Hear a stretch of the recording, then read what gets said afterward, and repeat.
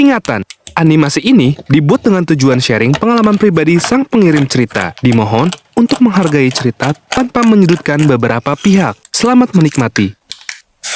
Percuma, sia-sia. Apa kata yang tepat buat ngegambarin kisah cinta gue?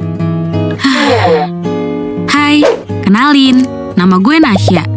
Gue bakalan bagiin cerita gue tentang nemenin cowok gue dari nol. Cowok gue namanya Kak David. Dia kakak kelas gue saat gue SMA. Kita ngejalanin hubungan sejak gue kelas 11 semester 2. Seiring berjalannya waktu, kadang lari sih. Fokus.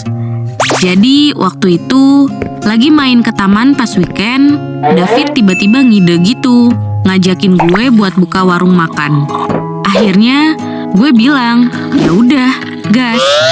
Habis dari taman, kita beli celengan dan gak lupa ngasih nama, modal buat jualan. Oh iya, cowok gue ini tuh juga sekolah sama kerja buat kebutuhan adiknya. FYI, ayahnya udah meninggal, jadi dia sama ibunya harus jadi tulang punggung keluarga. Kadang gue nggak beli skincare atau keperluan gue demi buat nabung di celengan itu. Dia sampai nangis dan minta maaf kalau misalnya uangnya nggak cukup kalau buat nabung karena buat bayar SPP sekolah adiknya sama dia juga. Lalu gue bilang, nggak apa-apa, santai aja. Setengah tahun kita nabung dan saat celengannya kita buka, kita hitung hasilnya ternyata ada 5 jutaan. Itu cukup buat modal jualan kita, beli keperluan jualan, dan kita sewa tempat yang murah juga aman buat budget kita. Dan akhirnya kita jualan ayam geprek dan stik ala-ala warungan gitu. Alhamdulillahnya rame banget, dan setiap itu kita beli keperluan dagang dari bahan dan lain-lain. Singkat cerita, akhirnya David lulus dari SMA. Dia bingung mau kuliah atau kerja. Gue bilang ke dia kalau uang kita ini buat dia kuliah aja. Kalau kurang, ambil uang tabungan di ATM gue dan akhirnya dia pilih untuk kuliah. Berhubung dia kuliah di luar kota, jadi nggak bisa nemenin gue beli barang dagangan sama layanin pembelinya. So, gue jalanin bisnis ini sendiri. Dan singkat cerita, gue juga udah mau lulus. Jadi tugas sekolahnya padet banget. Gak bisa ngurusin bisnis warung makan gue. Dan akhirnya dengan berat hati untuk sementara warung ditutup atas kesepakatan bersama. Tapi gak berselang lama, setelah gue tutup, gue coba buka lagi. Karena pelanggan udah pada nanyain dan nyariin gitu. So, gue dibantuin sama temen gue. Sebut aja namanya Lea. Dia selalu bantuin gue dan gak lupa gue kasih uang tambahan jajan juga buat dia. Terus juga kalau awal bulan gue selalu transfer ke David buat keperluannya dia. Dan ada waktu saat warung gue sepi-sepinya. Tapi pas gue curhat ke David, dia malah marah-marah. Ya, tapi mungkin karena dia ada problem juga kali ya di sana. Jadi gue coba maklumin. Ya, gue positive thinking aja sih sama dia. Sampai tiba saatnya hari dimana gue mau lulus. Nah, kebetulan sebelum hari H perpisahan SMA, gue coba ngabarin ke David buat datang ke acara ini. Tapi nasib emang nasib ya. Dia nggak bisa datang ke acara yang menurut gue penting banget. Karena momen gini tuh priceless bagi gue. Dan sedihnya lagi nih, kita tuh udah jarang ketemu gitu loh. Gue kan jadi berharap ketika ada momen kayak gini ya ketemuan gitu. Malah gak dateng. Satu hal yang bikin gue super duper kecewa banget, pas tahu ternyata dia malah healing, traveling, apalah itu, sama temen-temennya. Dan pede banget sampai dibuat Instastory. Apa dia gak mikirin perasaan gue di sini? Terus gue coba DM kan ya. Dan kalian tahu nggak balasan dia apa? Sekali-kali healing biar nggak stres. Gue bilang lagi, kamu healing kesana kesini bisa, tapi untuk datang ke acara ini nggak bisa. Gue sama David berantem sampai akhirnya gue chat lagi dan minta maaf. Lagi-lagi yang benar yang minta maaf. Tapi cuman dibales, jangan keras kepala jadi cewek.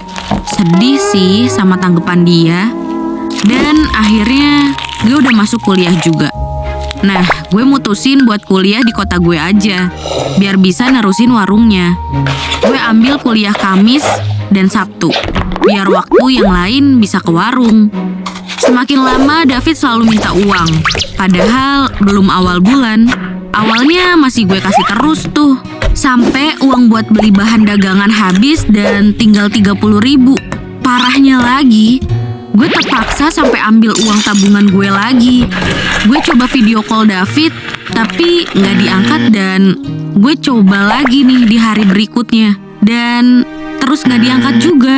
Terus gue nyeletuk deh. Kamu buat apa sih uangnya?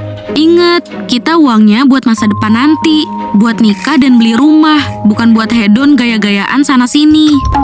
Terus dengan santainya dia bilang gini, nikmatin aja masa-masa kayak gini. Masih muda, nggak usah stres mikirin nikah-nikah.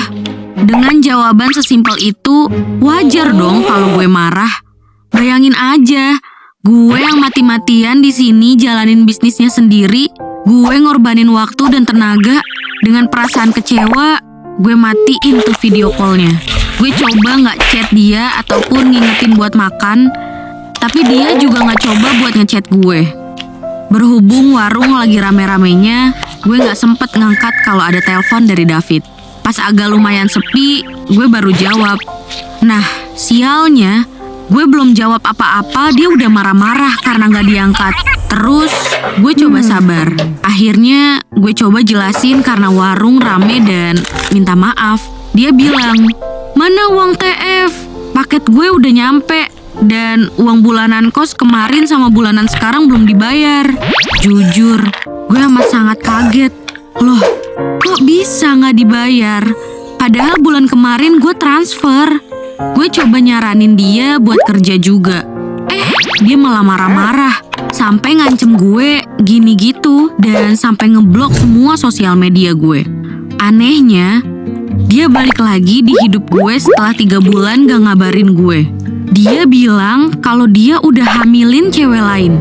Pas gue denger itu rasanya bener-bener sampai gak bisa bicara gitu. Kayak gue tiba-tiba nge-freeze. Dia juga jujur kalau selama ini uang yang gue transfer dulu habis karena dia suka beliin barang ceweknya yang mahal-mahal gitu. Dan suka pergi ke klub malam. Sampai akhirnya dia bilang, aku masih mau sama kamu. Aku sama dia cuman buat kesenangan seks doang. Gak lebih dan gak mau rusak kamu untuk kesenangan aku. What? Dia gituin cewek lain buat seneng-seneng. Biar gak ngerusak gue. Otaknya di mana, Bambang? Berhubung gue udah kecewa banget, akhirnya gue bilang gak bisa dilanjutin dan kita tutup warung. Uang warungnya kita bagi 2. Mau gimana pun, dulu dia juga ikut nabung buat modal. Banyak orang yang sedih karena warung kita ditutup. Tapi ya mau gimana lagi? Jangankan buka warung lagi, keluar kamar aja nggak sanggup banget. Karena sesakit itu perasaan gue dihancurin sama si monyet David. Sampai-sampai gue harus ngalamin self-harm. Suka nyalahin diri sendiri, kayak apa karena gue kurang waktu ya ke dia sampai dia kayak gitu. Akhirnya gue putusin ke psikolog dan alhamdulillah penyakit mental gue sekarang udah sembuh. Saat gue mulai enjoy dengan hidup gue, tiba-tiba gue dikabarin kalau anaknya David lahir. Gue coba ngasih kado buat anaknya. Dan saat gue bicara sama istrinya, gue coba nanya-nanya, namanya siapa? Istrinya pun jawab, Asya. Gue kaget sekaget-kagetnya, karena itu mirip sama nama gue. Gue langsung dejavu dengan kenangan gue sama David. Meskipun masa lalu dan hubungan gue sama David gak baik, gue cukup respect ke dia karena pernah berjuang bareng-bareng. Saat mau pulang, David baru pulang kerja. Dia juga kaget saat lihat gue di rumahnya dan gue pamitan ke tante Nia alias nyokapnya David. Saat mau salim, ibunya nangis dan peluk gue. Ibunya bilang maaf-maaf berkali-kali atas kelakuan David. Gue yang denger itu pun jawab, gak apa-apa tante, udah masa lalu ya masa lalu. Tante sehat-sehat ya. Akhirnya gue pamit deh. Dari sini gue belajar. Menjalani usaha bareng pasangan itu gak mudah. Apalagi terpaut waktu dan jarak. pasti ada aja cobaannya. Apalagi perihal keterbukaan. Buat gue, terbuka itu hukumnya wajib. Biarpun menyakitkan, mending gue tahu dari orangnya langsung daripada desas-desus nggak jelas. Buat kalian yang masih berjuang, semoga usaha kalian dengan pasangan kalian lancar ya. Sekian dari gue, jangan lupa klik tombol like, share, dan komen, terus subscribe channel Gue Punya Cerita. Dadah!